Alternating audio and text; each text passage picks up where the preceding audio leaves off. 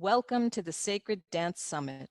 I'm Leslie Zehr, author of The Alchemy of Dance, Sacred Dance as a Path to the Universal Dancer, and your host for this summit. My guest today is Keti Sharif. Keti is a belly dancer and somatic movement instructor who lived, performed, and ran cultural events in Egypt for 20 years. Creator of AtoZ Bellydance and Somatics for belly dance courses, Keti's aim is to inform and enrich the dancer's practice through musicality, technique, and live rhythms, whilst accessing innate body wisdom for artistry and well-being. Originally from Australia, Keti developed AtoZ Bellydance in Egypt, and today the methodology is currently taught in 40 countries. Her somatic and musical approach to belly dance encourages mindful movement and creativity whilst preserving cultural integrity. Hi, Keti. Welcome to the summit. Hi, Leslie. It's lovely to be here. Thank you for joining us. Keti and I met many years ago in Egypt. I don't even remember when it was. I remember you were pregnant the first time we met. So let's just begin at the beginning and tell us a little bit about how you got started in dance. Did you start with belly dance or where did your dance journey begin? Well, of course, you know, I did all the childhood dances like ballet and gymnastics and Italian dancing. We went to an ethnic school, but my father brought ethnic bands to Australia, and he was Croatian Serbian, and a lot of the ethnic communities used to like the way he produced his events. So he brought Esma. She's called the Queen of the Gypsies. I know some people don't like using that word, but that was the word she used herself. And when I saw her dance, I think I was about 12 years old, I felt like I just came home, just watching her dance with her coins and sparkly outfit. She was singing and dancing. There was live drumming. And the Rom dance and music is very similar to a lot of the Egyptian or Turkish music. It's got the same kind of feel. And I think that's what planted the seed. And you started taking classes, or you just started doing it on your own? Or we had records, and I used to just dance around to that music. But then at 17, I began some belly dance lessons in Perth, like a short 6-week course, and then I was hooked. And I'd only been dancing for a few months, but I had a very bad car accident. It was actually a hit and run accident, and it was actually a fatal accident because a cousin passed away in it. And I was very badly injured. My ribs, hips, sternum, wrists, so many bones were broken in the body. I had 13 broken bones, punctured lungs, black eyes, a smashed face, my ear was ripped off. And in my rehabilitation, I had to work with wrists, hips, and ribs. So those circular movements from belly dancing really helped the healing process. Wow. Yes, you walk the talk. You had the experience. Yeah, well, apparently the doctors said that my bones should have taken 6 weeks to heal up, the bones and the tendons, but they only took 3 weeks. Wow. I mean, partially because I was young, but I do believe that a lot of those rolling movements support the tendons and joints and help your body heal. And then what brought you to Egypt? You lived here a long time. What was your original, when did you come, and what was your reason for coming? Well, I began dancing immediately with live Arabic music in Australia when I was still 17. And basically I wanted to learn more. So I used to go to Sydney, and then eventually I came to Egypt to study with Mahmoud Reda, and took some classes from various Egyptian teachers, and really just fell in love with the depth of the culture there and the music and the range of music you can access there as a dancer.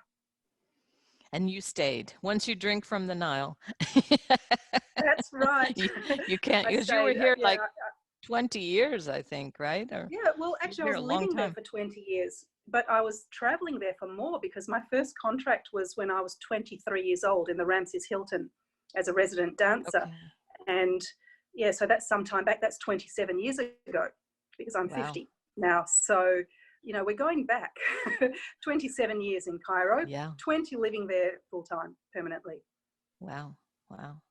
And then you created the AtoZ belly dance. So tell us a little bit about what that is and how it came to be. Well, dancing with live Arabic music, you really have to improvise, as you know, because they do whatever they want to do. And part of the communication is you follow, you surrender to the music. Now, I found that I wanted to surrender to the music and I wanted to dance like the Egyptian girls who look so fluid and easy with their movement, but I was lacking in structure, the structure that's necessary to come before you can release your movement. So what I did then was just looked at how various choreographers worked with movement, and Mahmoud Reda had a lovely system where he could create movement and then let it go. So once your body learns those structures, it's so easy to reference them, but also let them go so you can improvise. So basically AtoZ is looking at how you learn to improvise through assimilating structures and then letting them dissolve. So you pretty much started with the healing dance after your accident, but how did you, it seems like you've kind of gone full circle. You went from healing to then performing, and now you're moving back, I think, more into bringing mindfulness and somatics in. So what's that journey been? How has that come about? I've always been interested in the healing aspects of food, music, movement, thoughts, you know, the holistic view, I guess, of how we can feed our own well-being through these various modes. And so with the movement and the music, I started to sense the healing aspect, but at that point in time, there was no one I could talk to about it. So really, I was just working on myself. You know, what can this change in me? I had a lot of problems with my lungs and chest still. And so I worked a lot on opening my lungs and chest after the accident, because it took years and years to heal that area.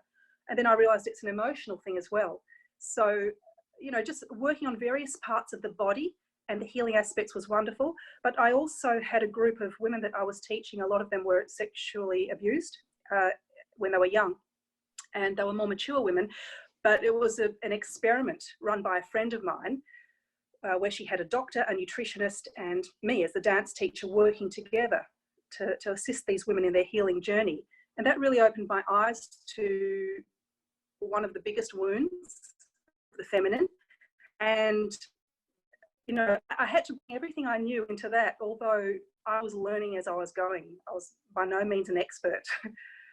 But, you know, for some reason, I feel that's my life path, to be working in this field. And it has to be holistic. For me, it has to be holistic. Music, movement, what you're thinking, what you're eating, who you're with, what you embrace, what you let go, how you're feeling. That was in Australia, or that was here in Egypt? Both places, because I was running schools in 3 countries, Australia, Singapore, and Egypt. And the great thing about that is that I was working with different types of women. I mean, you know, we're all the same, we're women. But what happens culturally, there are certain paradigms around your culture that can give you quite a different feeling of what it means to be feminine. So it was interesting working with a lot of Chinese and Malaysian women, whereas in Australia, I was working in a part of Perth that was, there were a lot of feminists and quite strong kind of women, you know, exploring feminism at that time. And then in Singapore, it was a different sort of culture, because they, you know, had their own paradigms, I guess, at that point in time. They had a kind of softness about them I enjoyed. And then coming to Egypt, you see these really robust, confident women. So it was interesting working with ladies all around the world. The whole spectrum. Yes, yes. And it's funny because, like, we are all the same. We're women, and we've got, you know, we can move the same, we do the same things, but culturally you do see some differences in various cultures, only because of what they've been exposed to. And it definitely comes through in the movement and the sensing of movement, how they feel not only music, but their own movement. And I think that helps you as a woman to see when we're locked in a culture, we don't really know what's us and what's the culture. And then when you encounter these different groups of women, I mean, I think a big part of my returning to Egypt was to embrace the feminine and to see that, Yeah. you know, that there is a way to be empowered as a woman, and it doesn't necessarily mean being the CEO of a corporation or something, that there is this deeper level. So I think That's the more correct. cultures That's correct. that you encounter, probably the more you get a view of what the possibilities are. So you then Yes. Yes, created very much. Somatics for belly dance. So tell us a little bit about that. First, tell us what is Somatics for those of us who don't know, including myself. Okay, well, somatics, I think it will be growing in years to come. Soma is a Greek word for the living body. So somatics is really about bringing your present experience back to the sensations in the body, how you're internalizing movement, where you're feeling it. It's really about mindful movement. But the interesting thing about somatics, it's more about how your body experiences itself rather than it passing through the mind first. What are the real feelings going on internally? So how do you access that? Like what, just take us kind of through an example maybe of how what you might do or how you might use that. Well, with belly dancing, especially when we're dancing barefoot, we tend to be very connected already to our feet and the movement, the sway of the hips. But let's say, for example, we want to feel what's going on inside our bodies. We might use an exercise like sensing the organs. And what I normally do is get women to first feel the ground beneath them and then sense their pelvis as a deep pelvic bowl. And we do a visual where we imagine there's fruit in the pelvic bowl and they're juicy pieces of fruit. So that gets you into your visceral sensations of the organs and how you move. And then as we're moving to music, start roll through the pelvic bowl, not the outside of the pelvis, but deep within the bowl and how it connects to the feet. And just allowing yourself to feel a kind of sensation of heaviness and depth and fluidity within your pelvic bowl. You're connecting then with your organs, the visceral side of you. Or we might connect with another part of the body, for example, the spaces in the body. So I get people to imagine the space or the oxygen in the blood and allow them to feel the lightness that comes through when they're dancing through the spaces, or perhaps the density of bone. So we take our awareness into our bones and how we can stomp and move through these really good solid bones, which also have spaces, but there's a different sense. So this particularly, this program is kind of aimed towards belly dancers, and this is to add another layer to what they're already doing, or what is the, why did you develop this? What is the point, or what is the direction that you're hoping this goes? Well, initially it began with the music because I was studying music for a long time. I come from a family of musicians. They're all musicians except for myself. I'm the only dancer.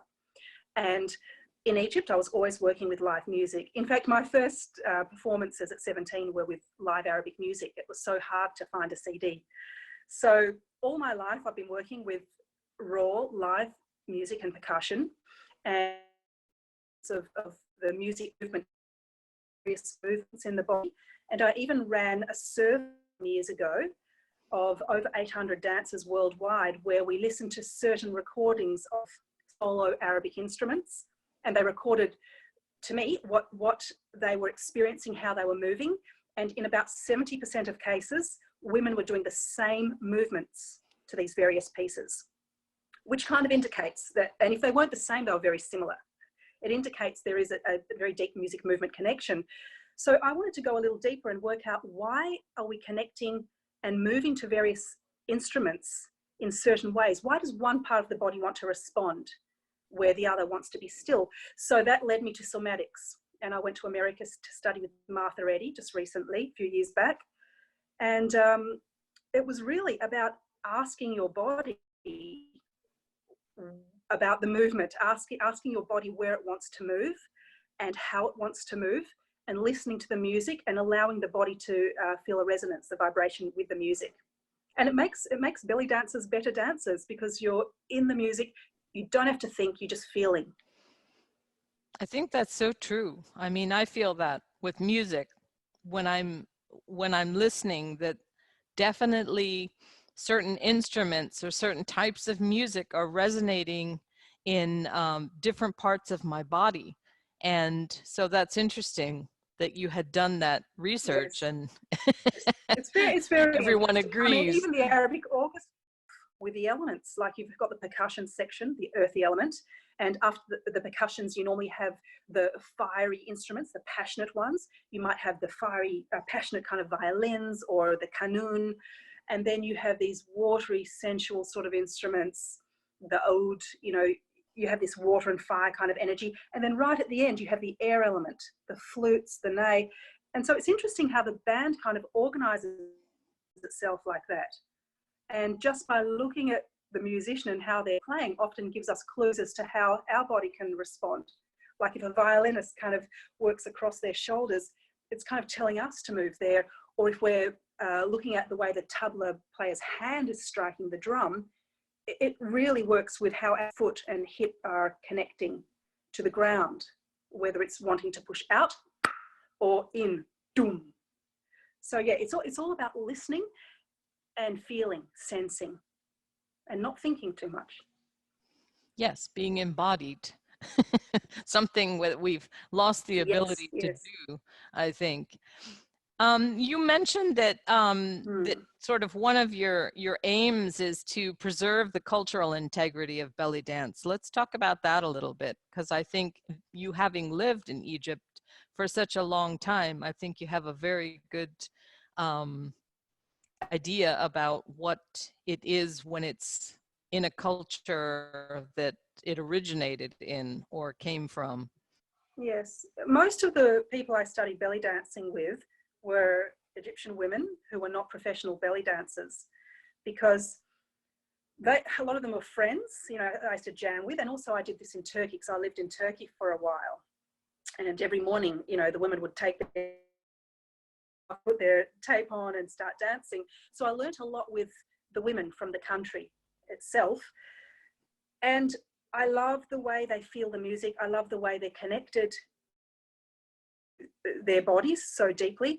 And it's not so much about crazy, tricky movement, but it's about really connecting to deep, sensuous movement and enjoying the body you're in, enjoying the music and sharing it with others. So when I see how the Arabic people dance, let's say in Egypt, when I see how the real ballady women dance, and then I look at how, let's say, the imported dancers are very flashy and showy on stage, I certainly know which one I prefer to watch and feel. And it's the Arabic women. So I just want to go back to the why. You know, why are they dancing in this way, so effortlessly and grounded, gravity-rich sort of movement, very sensuous? And why is it not being preserved, even in Egyptian culture itself now, you know, with a lot of the shabi movements and the different dances, they're moving in a new direction, which is fine because people do that, especially the youth. But I'm just looking at the reason behind it. Why are people not connecting as deeply? Possibly the music's as well, so you can't dance the same to this new music, especially electronic backbeats.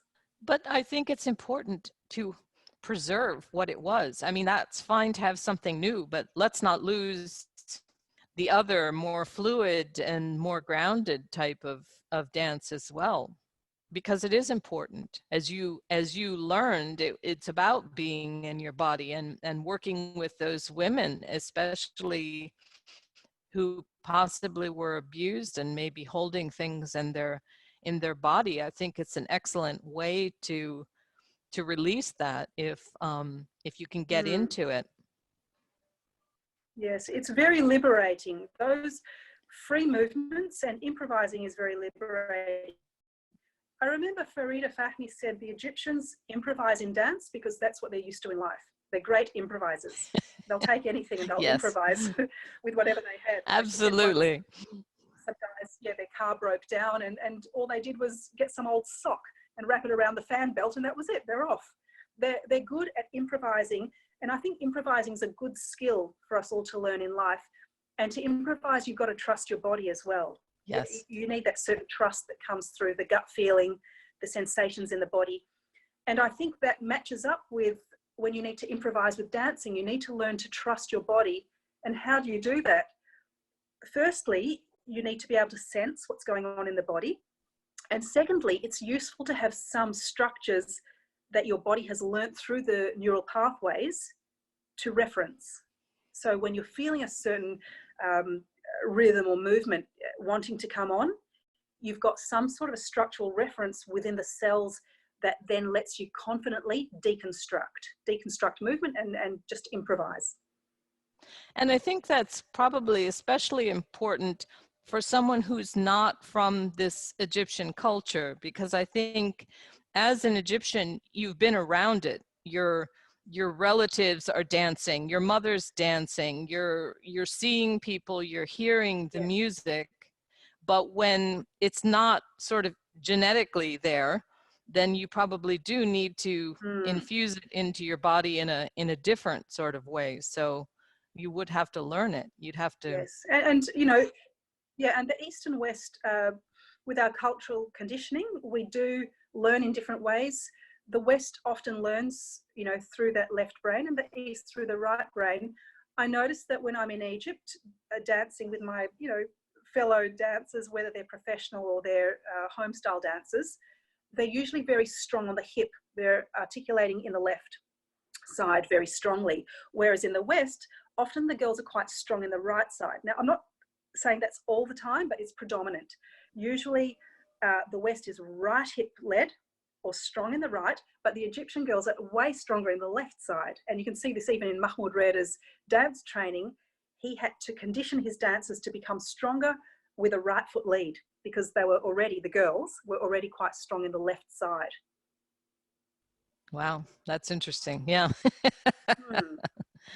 No, it is very different. And I do think that, yeah, and definitely the lesson of Egypt is to be dynamic. That's what I say when people come to Egypt. I said, you learn how to flow with the Nile, because everything is spontaneous and dynamic, and which I think is a very feminine aspect that we've lost as we've become very, you know, cerebral and thinking about everything. So, and it's definitely a skill that we need to redevelop, because obviously the situation we're in now, nobody saw it coming, and we have to be very dynamic in order to, I think that's something that's been lost. We definitely need to redevelop that. Yes, and flexibility. Stay flexible and just keep listening, keep tuning into the body. And that's what I love about somatics and belly dancing, is that both of these kind of wisdoms come back to the body. You know, belly dancing at its core is about body, allowing gravity to take over, finding the ease in movement, finding where the pathways feel easy and sensuous. And if we can also go a little deeper through somatics and inner sensing in our body and learn how to find the ease of movement in our body, I do believe it comes through in our psyche as well. And we tend to, I guess, flow in areas where we've previously been stuck or rigid. And I think dance is a good analogy for life. You know, this is the cosmic dance. And I do feel that dancing, especially if you're doing some sort of improvisational dance, is a way to train for that, to practice for that, for the bigger cosmic dance of life, that it's just a good way to get to that. So tell us a little bit about what you're doing these days. I know you have a lot of online things, which I think everyone would like to hear about, because that's where we're living now, is online. So tell us a little bit about the program. Yeah, look, I'm so happy. I'm so happy because years ago I was kind of forced to go online when I had my daughter. And, you know, I just wanted to look after her. So I had to learn how to get online, and I'm so happy I did now, because to be honest, I haven't felt like doing much lately. But, you know, I'm still doing some classes. With the online stuff, I've put AtoZ Bellydance online as a 1-year course. We begin with Somatics for belly dance.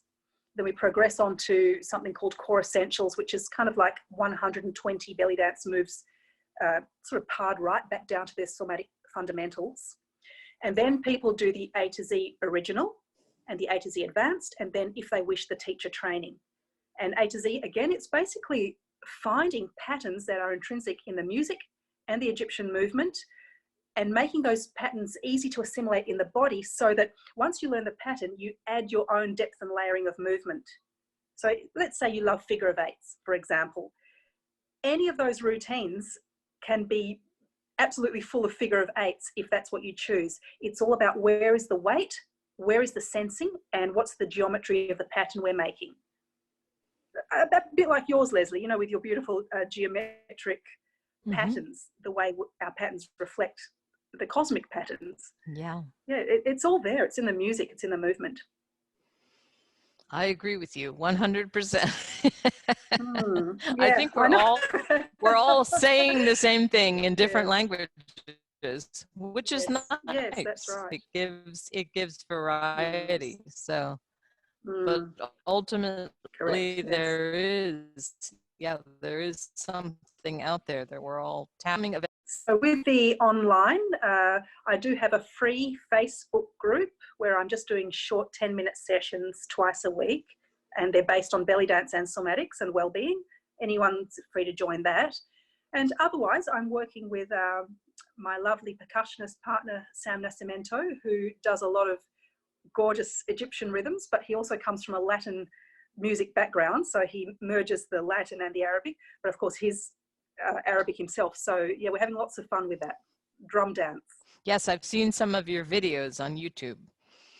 So yeah, we love it. It's fun. It's just raw. It goes back to the basics. And I'm a firm believer that you can never get enough of the basics. You can never get enough of just returning to the roots of a movement, the absolute fundamentals, because every time you revisit that and really let yourself feel it, you go deeper into that movement. And it can only get better, but it has to come from the ground up. And I think that's where you see the subtlety, is when you do go back to sort of basic or simple things and revisit them and see, maybe even see how they've changed or what another layer is. Yeah. That's right. So and with somatics, we're always going slower rather than faster. I'm finding that belly dancing is speeding up. It's getting very quick. The transitions are becoming very quick. People want to hit every beat, and there's a lack of space. So personally, I love to see it coming back to something that's more spacious, you know, where people are relaxing into it. And with somatics, you must go slow to feel a movement. You can speed up eventually, but even with a fast movement, it's all about finding out where the gravity points are of that movement. What's the fundamental? How can you slow it down and then add the speed later? Don't come in fast, because that's the easiest way to gloss over details and think you've done something correctly when actually you've done it so quickly you haven't felt it. I think that's the Tai Chi philosophy, to slow everything down and be completely present in every single moment. And it's beautiful. There's so much space in time if you slow things down and really become embodied. So yeah, great. Yes, and the music here is becoming so fast. I noticed that, like that the Shabi music is really like, wow. Yeah, I can't relate to that. Beats are becoming very quick. Yeah, yeah. So you have a free gift for our listeners. So tell us a little bit about what that is. I have a 14-day free somatic practice. It's normally one that we sell online, but in this case, if anyone would like it, just click on the link. It's on Teachable. So it's presented as 14 10-minute sessions, and you do one per day, no more, just 10 minutes a day. And we actually progress through something called the 6 levels of total body connectivity, where we experience our breath, and then a kind of head-tail movement, upper-lower movement. We go through 6 levels of total body connectivity, and then we dance through various body systems like the fluid body, the bones of the body, the spaces within the body, the muscles.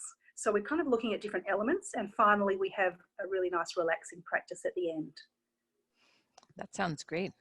And I think this is the perfect time, if you have a captive audience here, that 10 minutes per day you can do a practice. That would be a wonderful thing. That's right. And one of the main comments we get when people do somatics with us is that they sleep better. That's the biggest thing. I wasn't expecting that to be, you know, the main takeaway, but nearly everyone comes back to me and says, "Keti, I'm sleeping." And like all these insomniacs come back and say, "My God, finally I'm sleeping." So it's just the deep breathing and the grounding really helps you to sleep, which I'm guessing helps us relax. Yeah. Well, I'm going to do it. Me too. Because I certainly would like to sleep better. So I'll be joining you. Good. Well, thank you, Keti. Thank you for being with us and sharing all your experiences and your wisdom and your gifts. And I will have the link there for people to receive that gift. So thank you. Thank you for being with us today. Thanks, Leslie. This is a wonderful summit. I'm so honored that you asked me. Thank you so much. And thank you to the listeners for joining us. All right. Bye-bye.